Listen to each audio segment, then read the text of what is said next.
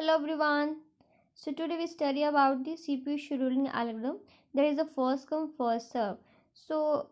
Firstly we should know why the CPU scheduling algorithm are to be used. So in my previous video, I already told about some states which are used in the operating system. So from the new state, number of processes is to be moved to the ready state. So in a ready state, we have number of processes. Okay, so on which time or on which algorithm that processes is to be selected so that they can be processed onto the CPU is depend upon the scheduling algorithm. Okay, so firstly today we are going to study about the first come first serve CPU scheduling algorithm. So start with an example. So here in this example we have given the five processes, their arrival time, their worst time, and we have to find the average turnaround time and the average waiting time. So now at this point we should know what is this arrival time, worst time, and turnaround time and the waiting time. So the arrival time is the time that when the process is arrived into the ready state. This is called the arrival time of the process. Next is the worst time. So worst time is the time that time required by the process for its execution, and this is called the worst time. Next time is the completion time. So the time when the process is completing its total execution is called the completion time. Okay, and the turnaround time is the total time spent by process in CPU, and we can also find the turnaround time is equal to completion time minus arrival time. And the waiting time, the time spent by the process in the ready state and the waiting for the CPU. So this is a waiting time, and waiting time we can find out by the turnaround time minus worst time. So back to the example. So we have given the five processes, their arrival time and their worst time, and we have to find the average turnaround time and average waiting time, and this can be solved with the help of Gantt chart.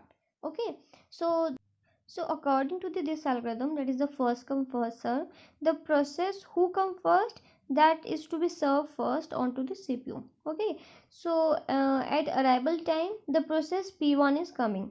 So right here P1, that is to be arrive at time 0, and the worst time, the time taken by the process for its execution, that is the worst time.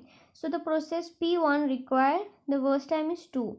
So at time 2 it terminates its execution, and now the next process is P2.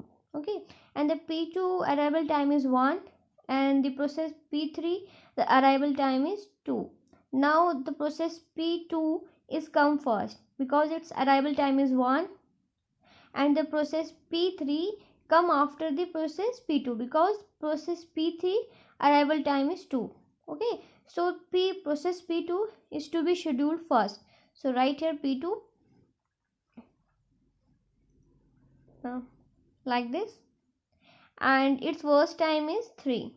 Okay, so this will be added into the this will be plotted in the Gantt chart, and it terminates execution at time 5. Okay, because P1 executes, it terminate its execution at time 2, and after that at time 2 process P2 is coming, its worst time is 3. So 2 plus 3 is equal to 5. Okay, next is the process P3. Now its arrival time is 2, and the process P4, its arrival time is 3. It means that the process P3 come first as compared to the process P2. So we have to schedule the process P3. Okay, this one. Okay, and its worst time is 5. So 5 plus 5 is equal to 10. Next is the process P4, its arrival time is 3, and the process P5, its arrival time is 4.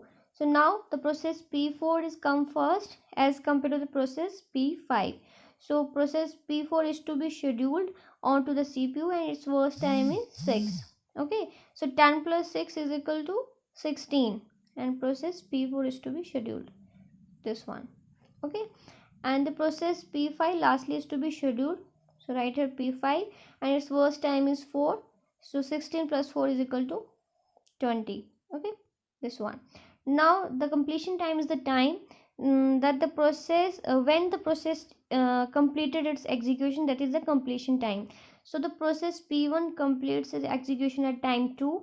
Fine, the process P2 completes its execution at time 5, and write this time into this column. Okay.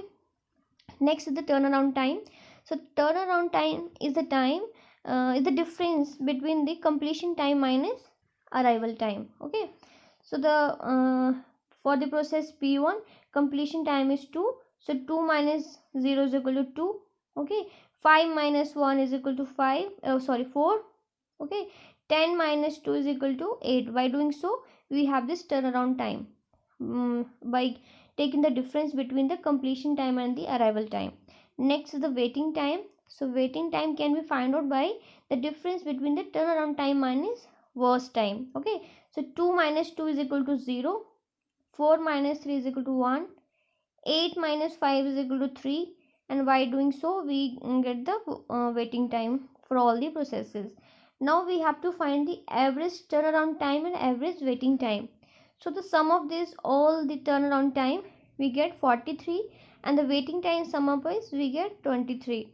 Next we have to find the average. So this sum of is to be divided by the number of processes. So we have 5 processes. So 43 divided by 5 is equal to 8.6, and the average waiting time is this 23 divided by 5 is equal to 4.6. So please subscribe, share and like the video. Thank you.